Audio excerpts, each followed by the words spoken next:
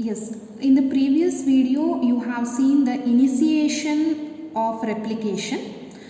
In this video we shall focus on the next phase of replication, that is elongation. In the elongation of replication, primase enzyme, DNA polymerase 3, DNA polymerase 1, ligase enzyme. These four enzymes will play significant role. So I already mentioned about the primase enzyme. Primase enzyme is responsible for the synthesis of short primers. The primers will be in the 5' to 3' direction, and the primer will provide a free 3' OH group. So when the primer is providing a free 3' OH group, then DNA polymerase 3 can carry out the polymerization. So polymerization is nothing but it will start adding the complementary nucleotides to this free 3' end, like this. DNA polymerase 3 will start adding the complementary nucleotides to the 3' end of the primer. And who have synthesized this primer? That is primase enzyme. Remember, this primer is not a DNA fragment, it is a RNA fragment. And you can see that here you have a 3' end. That's why the first nucleotide that we are adding will provide 5' phosphate group. Means the direction of replication that is happening is 5' to 3' direction of replication. And this happens continuously. This strand synthesis can happen continuously, you already know that helicase enzyme will be melting the DNA, and the two strands will be eventually get separated, and thus the replication fork will get progressed. I will show the same in the next diagram anyway. Before that, this is about the parental strand that is running from 3' direction to 5' direction. Then what about the other parental strand which is from 5' direction to 3' direction? Here the primer will be synthesized at the replication fork, at the origin of the replication fork. So this is the point where the replication fork can extend, and here is the primer on 5' to 3' parental DNA strand. Because as we have the rule that primer should always provide the 3' free OH group. Now what happens? DNA polymerase 3 will start adding the nucleotides in this direction. Okay, but what happens when the replication fork extends? I will show you the same in the next diagram. As the helicase moves, the replication fork will get extended something like this. Means we have a primer here, this primer, and we have another primer here. I am talking about this primer. Now what the polymerase was doing? The polymerase on this strand can synthesize the new daughter strand continuously. But what about this? This is the primer, 5' to 3' direction. So here the polymerase can synthesize in this direction as we have mentioned previously. Okay. Now what about this portion? You have here the remaining of the parental strand. What about this portion? So another short primer will be synthesized here again, and again the DNA polymerase will start adding the nucleotides like this.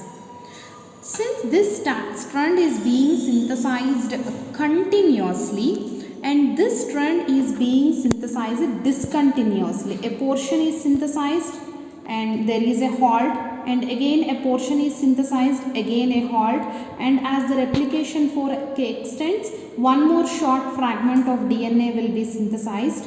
So in this way this strand is being synthesized discontinuously.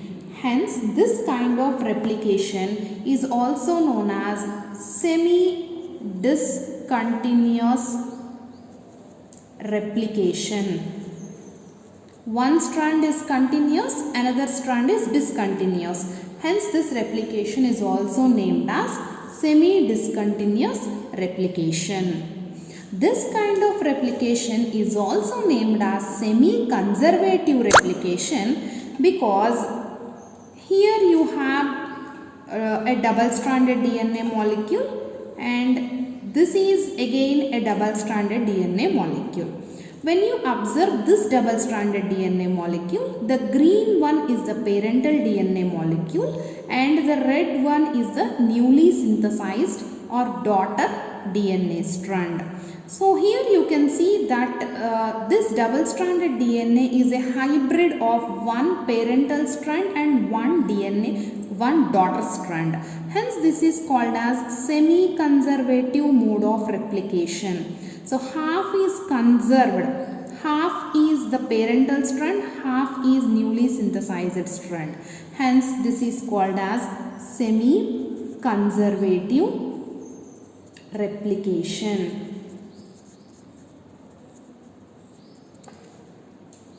Okay, now see what happens. I told you that these yellow colored ones are the primers and I told you that this is made by RNA. This is not the fragment of DNA. So at the end of the replication, these RNA fragments has to be digested. So that digestion is done by DNA polymerase 1. DNA polymerase 1 is the enzyme that can carry out editing function and also it will fill the gaps by digesting the RNA fragment, that is the primer. What is the editing function of DNA polymerase 1 means? So as I said to you, DNA polymerase 3 is the one which keeps on adding the nucleotides. Right. So when it kept on adding the nucleotides, somewhere it can add a wrong nucleotide. What is meant by a wrong nucleotide? Say for suppose if you have adenine on the parental strand, thymine should be added in the synthesis of daughter strand. But the DNA polymerase 3 can sometimes may add guanine or cytosine instead of thymine. So this is called as addition of wrong base. This is not complementary base. At times DNA polymerase 1 will be following Pol 3 and it will do the proofreading activity here. It will immediately remove the wrong base and it will add the correct base. That is called as proofreading or editing activity of DNA polymerase 1. Then comes the function of ligase. What is the function of ligase? So look here, this is say parental DNA strand and say you have the primer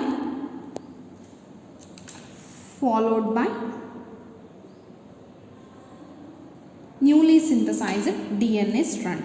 As I told you, DNA polymerase 1 can digest the primer. It can digest the primer and it can add the complementary nucleotides. It can add the complementary nucleotides, but it cannot join 3' OH group and 5' monophosphate group.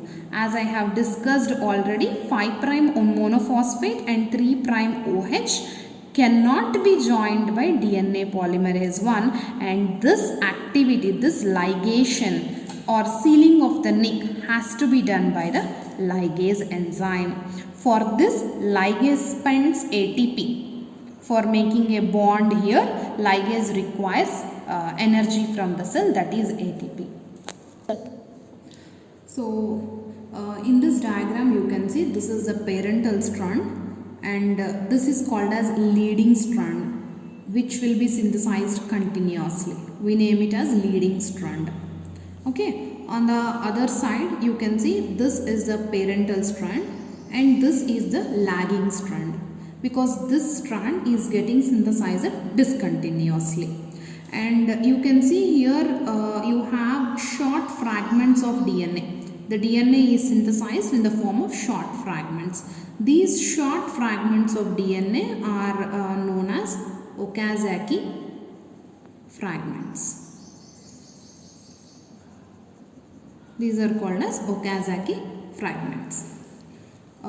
Then here you can see DNA B protein, that is helicase, is moving this side, and you can also see the SSB proteins. You can also see the primase enzyme, which is continuously synthesizing the primers, and here is the Pol3 complex also moves this way. Fine. Till the elongation. However, I'll just want to let you know the mechanism behind the polymerization. If you are really interested in knowing or in learning the chemistry behind the polymerization reaction, I just want to explain you people. So here is the nucleotide of the primer. This is the last nucleotide of the primer, which has 3' OH group, whose 3' OH group is free. Okay. And this is the upcoming nucleotide. I mean, this nucleotide should be now attached to the primer. So what exactly is done by the polymerase 3 enzyme? So as I told you already, this will be deoxyribonucleotide triphosphate. So when you have 3 phosphates, why only triphosphates will be added by the polymerase enzyme? Why not the monophosphates? I'll give you the reason now. When you have 3 phosphates, you know that these oxygens are negatively charged. So when these two are negatively charged, okay, there can be repulsion between these two. And these two also. There can be repulsion between this negative charge and this negative charge. This can lead to weakening of this bond. When this bond is weakened, some amount of free energy will be released. And that free energy will be helpful in making a bond between 3' OH group and this phosphate. This is one mechanism. Another mechanism is that you know that here you will have the 3' OH group, and you also know that magnesium ions, Mg2 plus magnesium ions plays a key role. They are associated with DNA polymerase 3, magnesium ions, and these magnesium ions will weaken the association between this O and this H. They will weaken the bond or the association of this oxygen and this hydrogen. When the association between these two is weakened, what happens? Oxygen becomes nucleophilic. This becomes more nucleophilic, and this nucleophilic molecule or this nucleophilic atom will try to attack on this bond. Because of this nucleophilic attack, there will be a bond formation between this oxygen and this phosphate. So one is because of negative and negative charge repulsion, thereby free energy is released and weakening of this bond happens. The second is magnesium ion, which is there with DNA Pol3, the enzyme. The central atom of this enzyme is magnesium, which weakens the association of O and H, making the oxygen nucleophilic. And now this oxygen does the nucleophilic attack on this bond, and it makes a bond between this phosphate and the oxygen. As a result, this will be released as pyrophosphate. And finally, pyrophosphatase enzyme will cleave the pyrophosphate. This is the mechanism involved in the polymerization reaction. So finally, now we will talk about the termination. So yes, the helicase enzyme is progressing. Yes, the DNA polymerase enzyme is progressing, but there should be a stop for the process of DNA replication. and that is nothing but termination of replication. So since we were talking about the replication in case of E. coli, we know that the chromosome is circular in case of E. coli bacteria. So when the chromosome is circular and when the replication is bidirectional, I mean one replication fork will be moving in this direction and one replication fork will be moving in this direction. This is ORIC, that is origin of replication. So these two replication forks will meet at the other end. This is what we generally know. There are some sequences referred as TER sequences, which are important for termination. We call it as TER sequences, and these TER sequences are usually 23 base pairs sequences. They are composed of 23 base pairs. There is a specific protein referred as TUS protein. The full form of TUS is termination, utilization, substance. This is a protein. This protein usually comes and binds at these TER sequences. When that protein binds at the TER sequences, what happens is this will not allow the movement of the helicase enzyme. Yeah, when it stops the it stops the movement of helicase enzyme. When helicase enzyme does not move, automatically the replication process would stop. So TUS protein is important for stopping or termination of DNA replication. This is all about the replication of DNA in case of E. coli.